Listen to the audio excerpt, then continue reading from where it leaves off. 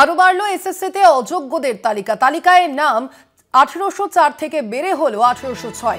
তালিকায় সংযুক্ত হলো চোপড়ার বিধায়কের মেয়ের নাম এবং তার পাশাপাশি শনিবারই রাতেই আমরা দেখেছিলাম অযোগ্যদের তালিকা প্রকাশ করেছে স্কুল সার্ভিস কমিশন এবং যেমনটা জানা যাচ্ছে সেই যে তালিকায় নাম এবার বাড়লো সেই তালিকায় নাম বেড়ে দাঁড়ালো 1806টি আর 1806 জনের নাম সেই তালিকায় সংযুক্ত হয়েছে। ইতিমধ্যেই আমরা দেখেছি গতকাল 1804 জনের তালিকা বের করা হয়েছিল স্কুল সার্ভিস কমিশনের তরফ থেকে এবং আজ আবারও দুজনের নাম সেখানে জুড়লো। ইতিমধ্যেই স্কুল সার্ভিস কমিশনের পক্ষ থেকে কিন্তু সেই বিষয়টি প্রকাশ করা হয়েছে, সেই নির্দেশিকা ইতিমধ্যেই প্রকাশ করা হয়েছে। আমরা কথা বলবো, আমাদের সঙ্গে এই মুহূর্তে ফোন লাইনে রয়েছেন প্রতিনিধি শুভঙ্কর মণ্ডল। শুভঙ্কর, যেই দুজনের নাম বেড়েছে এই তালিকায় তারা কারা, কি তাদের পরিচয়?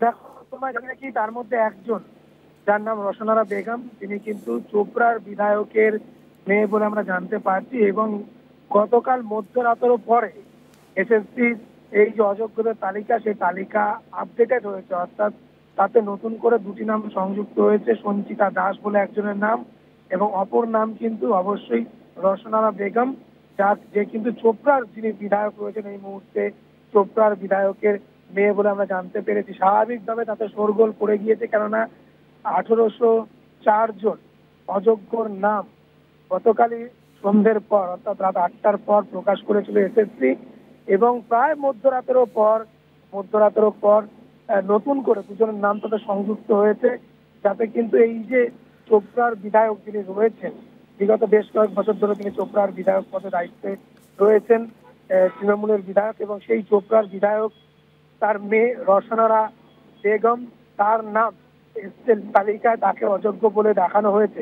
এই নিয়ে রীতিমতো শোরগোল পড়েছে, যদিও এখনো পর্যন্ত রসনারার তরফ থেকে সেরকম কোনো প্রতিক্রিয়া পাওয়া যায়নি বলে আমরা জানতে পারছি। স্বাভাবিকভাবেই তার নাম কিভাবে এলো, কেন হলো, সেই বিষয়েও কিন্তু যথেষ্ট প্রশ্ন রয়েছে। কিন্তু এই যে নাম বা তালিকাতে তার নাম সংযুক্ত হয়েছে এটি নিয়ে কিন্তু রীতিমতো বিতর্ক এই মুহূর্তে তৈরি হয়ে গিয়েছে। স্বর্ণা, ধন্যবাদ তোমায়। আমরা কথা বলছিলাম, ফোন লাইনে ছিলেন প্রতিনিধি শুভঙ্কর মণ্ডল।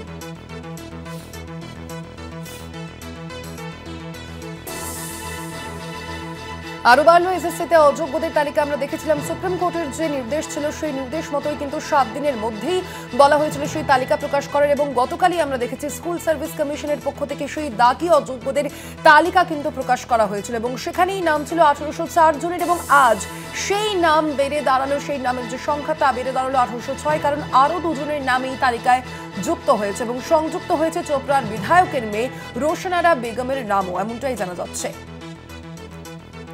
শনিবার রাতেই অযোগ্যদের তালিকা প্রকাশ করেছে স্কুল সার্ভিস কমিশন। সুপ্রিম কোর্টের নির্দেশ মতোই এই তালিকা প্রকাশ করা হয়েছে স্কুল সার্ভিস কমিশনের পক্ষ থেকে এবং 1804 জনের তালিকা প্রকাশ করেছিল গতকাল এসএসসি এবং সেই তালিকাতে আরো দুজনের নাম বাড়ল।